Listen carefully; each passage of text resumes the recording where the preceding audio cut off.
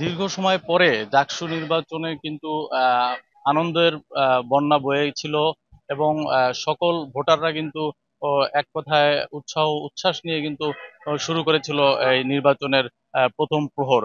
নির্বাচনের প্রথম প্রহর পার হওয়ার সাথে সাথে কিন্তু দেখা গেছে যে যখনই বেলা আড়াইটা আড়াইটার পরে কিন্তু এক ধরনের থমথমে অবস্থা বিরাজ করছিল।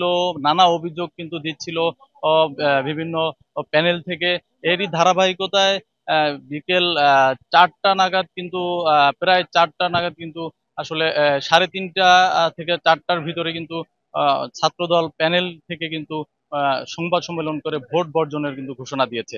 যার পরিপ্রেক্ষিতে কিন্তু আসলে এখন পুরো ক্যাম্পাস জুড়ে কিন্তু একটি থমথমে অবস্থা বিরাজ করছে। ছাত্রদলের ছাত্রদলের নির্বাচন বর্জনের পরে কিন্তু ছাত্র শিবিরের পক্ষ থেকে কিন্তু তারা বলেছেন যে এই নির্বাচন বর্জন করাটা কিন্তু আসলে ঐক্যের ফাটল বলে তারা জানিয়েছেন।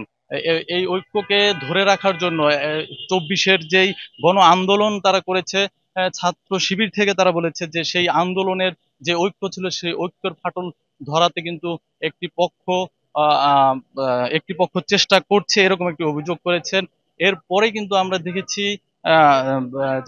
সংসদ ভবনের পাশে প্রক্টোরিয়াল অফিসে যারা জাতীয়তাবাদী দলের পক্ষের শিক্ষক ছিলেন এবং যারা দায়িত্ব পালন করছিলেন নির্বাচনে, তারা কিন্তু বের হয়ে এসে প্রক্টর অফিসের সামনে থেকে কিন্তু তারা নির্বাচন বর্জনের ঘোষণা দিয়েছেন নানা অভিযোগ এনে।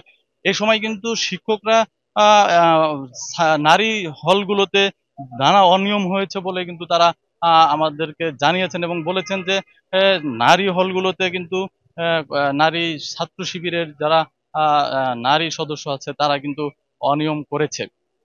এরকম অভিযোগ এনে কিন্তু শিক্ষক প্যানেল যারা জাতীয়তাবাদী প্যানেলের শিক্ষক আছে তারা কিন্তু এই ভোটকে বর্জন করেছে। এক কথায় বলা চলে নির্বাচনের শেষ মুহূর্তে এসে কিন্তু নির্বাচনের শেষ মুহূর্তে এসে কিন্তু একটি থমথমে অবস্থা বিরাজ করছে জাহাঙ্গীরনগরের জাকসু নির্বাচনে।